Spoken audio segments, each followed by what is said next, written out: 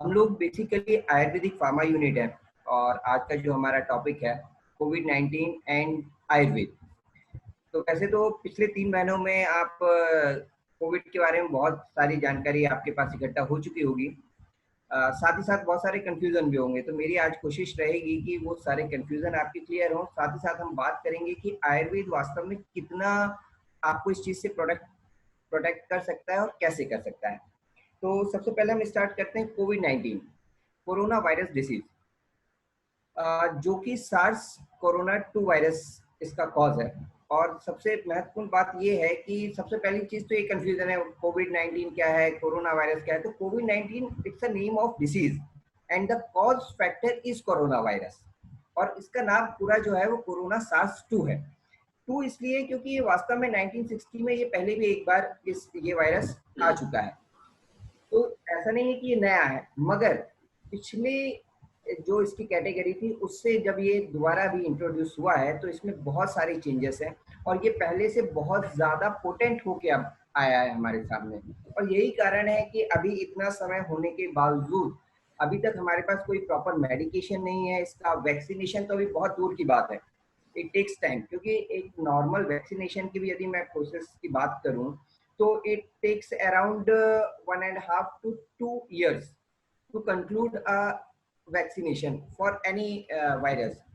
अच्छा, और सबसे समस्या वाली बात क्या है कि एक तो बहुत बड़ा कंफ्यूजन है, वायरस बैक्टीरिया, बहुत सारे लोग एंटीबायोटिक्स यूज कर रहे हैं फॉर प्रिकॉशन पर्पज। तो सबसे पहली चीज जो एंटीबायोटिक्स होती हैं वो वायरस पे काम नहीं करती हैं। कुछ लोग लेते हैं पर वो जो काम करेगी वो केवल और केवल सिम्टम आपका रिड्यूस करने का काम करती है, वास्तव में वो वायरस को नहीं मार सकती। क्योंकि bacteria is a living organism, जबकि virus is not a living organism. Virus जो है वो उसको हम कह सकते हैं एक प्रकार के डेड सेल्स हैं जिसमें लिविंग के नाम पे सिर्फ और सिर्फ एक आरएनए या डीएनए का स्ट्रक्चर होता है।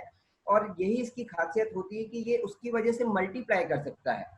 बट क्योंकि इसमें और कोई भी लिविंग सिम्टम्स नहीं है तो हम इसको, जो चीज जीवित ही नहीं है उसको मारा नहीं जा सकता है।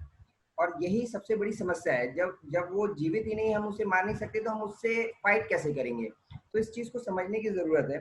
वायरस जो होते हैं उनकी 2 स्टेज होती है, या तो वो एक्टिव होते हैं या वो इनएक्टिव होते हैं। तो एक्टिव और इनएक्टिव जो इसके 2 फेज हैं, हम उसी कंडीशन पे इसको वर्कआउट कर सकते हैं।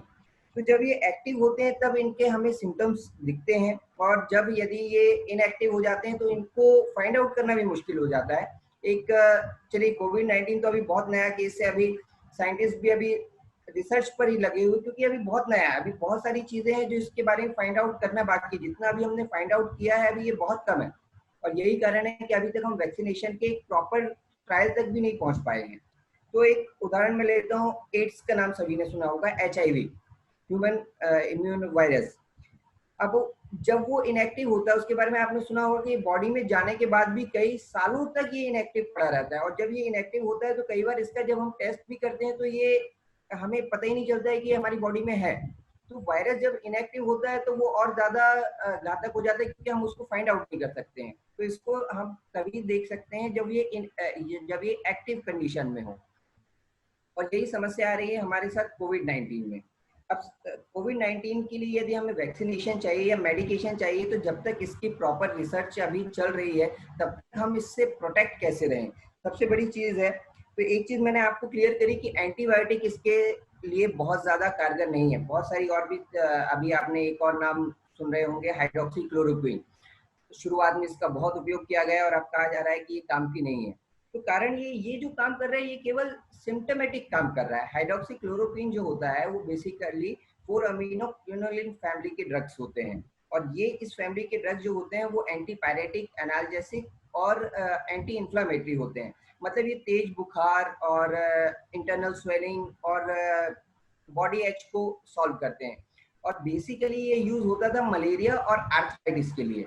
मगर इसका इसी मतलब ये बहुत फास्ट काम करता है, no doubt. Hydroxychloroquine world wide use होता है इन दोनों चीजों के लिए, मलेरिया के लिए भी और आर्थराइटिस के लिए भी। और यही कारण था कि ये सिम्टम्स को बहुत तेजी से दबा सकता है, इसलिए हमने इसका प्रयोग करके देखा कोविड-19 में।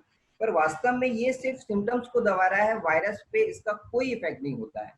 इसलिए साथ में कुछ एंटीबायोटिक्स भी दी जाती थी, तो जो कुछ हद तक ये रिकवर करने का काम कर रहा था, पर अल्टीमेटली ये वायरस को बिल्कुल भी प्रभावित नहीं करता है। और यही कारण है कि अब इसका प्रयोग कई जगहों पर बंद कर दिया गया है या इसके और दूसरे विकल्प देखे जा रहे हैं। तो अब सोचने वाली बात यह है कि यदि इसका विकल्प नहीं है तो हम इससे आगे कैसे लड़ेंगे। तो जो सबसे मुख्य चीज है वो है हमारी खुद की इम्यूनिटी। और केवल कोरोना के सब्जेक्ट पे ये चीज नहीं है, बल्कि अगर देखा जाए तो किसी भी वायरस की जब हम बात करते हैं, चाहे हम नॉर्मल वायरल फीवर की बात करें, चाहे HIV की बात करें, ये सारी चीज आके रुकती है हमारी इम्यूनिटी सिस्टम पे। मतलब हमारी इम्यूनिटी जितनी स्ट्रांग होगी हम उतना आसानी से रिकवर कर पाएंगे। जो मेडिसिन है वो केवल हमें सपोर्ट कर रही हैं, या कहें कि हमारी बॉडी की इम्यूनिटी को एक टाइम प्रोवाइड करती हैं ताकि इन्फेक्शन उतनी तेजी से ना बढ़े और हमारी बॉडी की इम्यूनिटी जो है वो उसको कवर कर ले उस समय पर।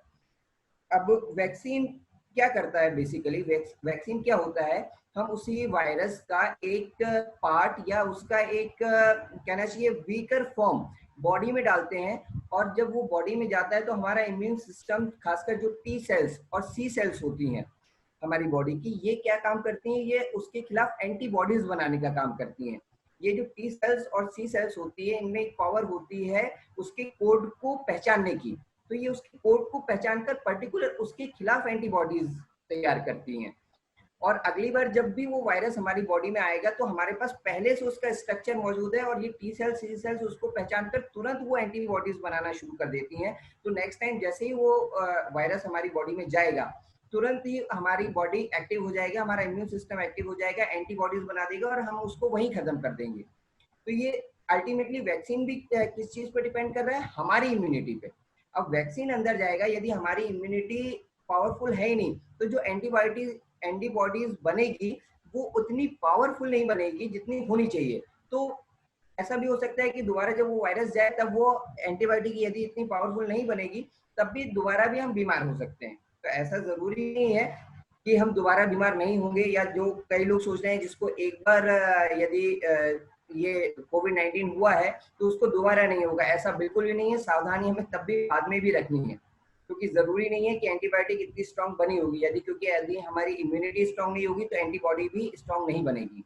एक्चुअली जो आयुर्वेद का नेचर है वो हमारे बॉडी को सपोर्ट करने का है, जबकि जब हम केमिकल्स यूज करते हैं, जैसे उदाहरण हम हाइड्रोक्सीक्लोरोक्विन का ही करें, तो वो खुद वर्क करने लगती है, हमारी बॉडी को काम करने का टाइम नहीं देती। जबकि जो आयुर्वेदिक सिस्टम होता है वो हमारे बॉडी के इम्यून सिस्टम को सपोर्ट करता है ताकि वो स्ट्रांग हो और किसी भी बीमारी से, वायरस हो, बैक्टीरिया हो या रेगुलर हमारी बीमारियां हो, उसके प्रति हमारी बॉडी को स्ट्रांग करता है। तो दैट द बेसिक डिफरेंस। तो इसलिए आयुर्वेद में समय लगता है, पर जरूरी नहीं कि इतना समय लगे। आयुर्वेद जो है वो बहुत पुराना साइंस है, 5000 साल से भी ज्यादा पुराना। तो निश्चित रूप से अभी उसमें बहुत सारे नए रिसर्च की, और कहना चाहिए जब हम पुराने और नए को मर्ज करते हैं तो एक बेहतरीन चीज बनती है। और अभी जो समय है वो इसी चीज का है कि हम नए पैरामीटर्स पे आयुर्वेद को रखें। तो ये एक बहुत अच्छा कॉम्बिनेशन होगा, और पहली बार ऐसा हुआ है कोविड-19 के केस में कि हमारी गवर्नमेंट भी इस चीज को सपोर्ट कर रही है कि उस पर रिसर्च चल रही है प्रॉपर। ऑलरेडी आयुर्वेद एक रिसर्च साइंस है, पर अब हमारी समझ उस समय की समझ से बहुत अलग है। तो हमें आज की समझ के हिसाब से या आज के पैरामीटर के हिसाब से आयुर्वेद को कुछ रिसर्च की जरूरत है। एक उदाहरण मैं देना चाहूंगा, जैसे एक ड्रग का काफी नाम आया, हाइड्रोक्सीक्लोरोक्विन के बाद यदि आयुर्वेद में सबसे ज्यादा जिसकी चर्चा हुई है वो है कालमेघ और अश्वगंधा। दो चीजें हैं। तो कालमेघ कैसे वर्क करता है, कालमेघ भी अपने आप में एक एंटीपायरेटिक है, और इसमें एक एंडोग्राफिक पेनिकुलेटम नामक एक कंपाउंड पाया जाता है जो कि मल्टी स्पेक्ट्रम एंटीबायोटिक है। अब क्योंकि मैंने पहले कहा कि ये जनरली जो जनरल एंटीबायोटिक है वो काम नहीं करते, मगर कालमेघ की ये विशेषता है कि ये काम करेगा, वायरस पे भी काम करेगा। क्योंकि वास्तव में क्या होता है, जो नॉर्मल एंटीबायोटिक्स होते हैं वो बैक्टीरिया को मारने का काम करते हैं, जबकि जो कालमेघ है इसमें जो एंडोग्राफिलाइड पेनिकुलेटम कंपाउंड है ये बैक्टीरियोसिडल नहीं है, मतलब ये बैक्टीरिया को मारता नहीं है, ये बैक्टीरिया की ग्रोथ को रोकता है या वायरस की भी ग्रोथ। तो मैंने बताया था कि वायरस में भी एक डीएनए या आरएनए स्ट्रैंड होता है जिसके कारण ये मल्टीप्लिकेशन करता है, और यही चीज है जो लिविंग ऑर्गेनिज्म की तरह है वायरस में। और ये जो कालमेघ है ये उसी प्रक्रिया को रोक देता है। एक्चुअली क्या करता है, वायरस जब हमारी बॉडी में एंटर होता है तो ये हमारी ही सेल के सेंटर में जाके, उसके क्रोमोसोम में जाके उससे मिल जाता है, और जब हमारी सेल मल्टीप्लाई करती है उसी के साथ मल्टीप्लाई करना शुरू कर देता है, और फिर ये हमारे सेल को खत्म कर देता है और खुद मल्टीप्लाई करना शुरू कर देता है। और इस तरीके से ये तेजी से मल्टीप्लिकेशन करना शुरू करता है, और जितना तेजी से मल्टीप्लिकेशन होगा, इसकी संख्या हमारी बॉडी में बढ़ती जाएगी, तो इन्फेक्शन बढ़ता जा रहा है। तो कालमेघ क्या करेगा, इसकी मल्टीप्लिकेशन को रोक देगा। तो जब इसका मल्टीप्लिकेशन स्टॉप हो जाएगा तो इन्फेक्शन बढ़ेगा नहीं, और फिर हमारी इम्यूनिटी भी वर्क कर रही है।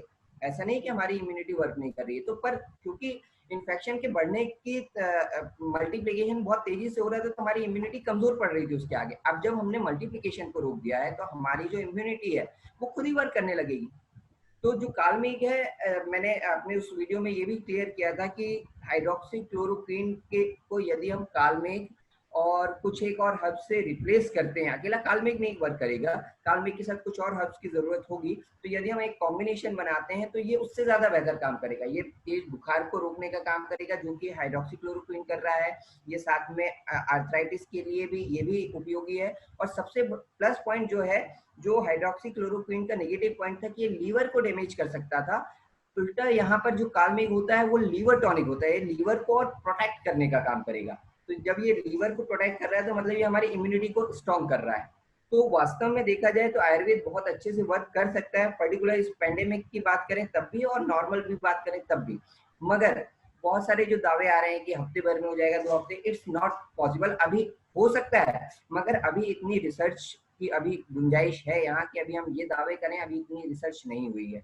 हाँ, पर जहां तक अगर मैं बात करूं प्रोटेक्शन की, तो प्रोटेक्शन के लिए आप गिलोय हो गया, कालमेघ हो गया, इससे संबंधित जो मेडिसिन हैं, अच्छी मेडिसिन, उनको आप ले सकते हैं। ये आपकी इम्यूनिटी को बूस्ट करेंगी। तो जब ये आपकी इम्यूनिटी बूस्ट होगी, यदि बाय चांस ये वायरस आप पे अटैक भी होता है, तो भी आपकी बॉडी अब तैयार है रिकवर। और जैसा कि हम देख रहे हैं, लगभग 90% केस रिकवर हो रहे हैं अभी कोविड-19 से, तो अभी इतने डर का माहौल नहीं है। और ये कारण जो है, ये एक इंडियंस में एक काफी पहले एक रिसर्च आया था, ये मार्च में, जब हमारे यहाँ ये पेंडेमिक इतना ज्यादा प्रभावी नहीं था, तब एक रिसर्च आई थी इंडियंस के लिए।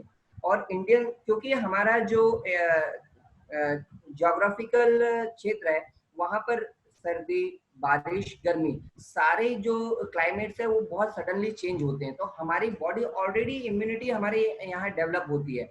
और इंडियंस में एक एक्स्ट्रा आरएनए पाया जाता है, जिसके कारण हमारी इम्यूनिटी बाकी किसी भी क्षेत्र से ज्यादा बेहतर होती है। मतलब यदि हम कंपेयर करें उन नेशन से, उन देशों से जो ठंडे जगहों पर है, उनकी अपेक्षा जहाँ पर क्लाइमेट चेंज इतना नहीं होता है, या 6 महीने ठंडी रहती है, या बारिश, और सारी क्लाइमेट इतने सडनली चेंज नहीं होते जितने हमारे यहाँ होते हैं, तो उनसे हमारी इम्यूनिटी वैसे भी बेहतर है।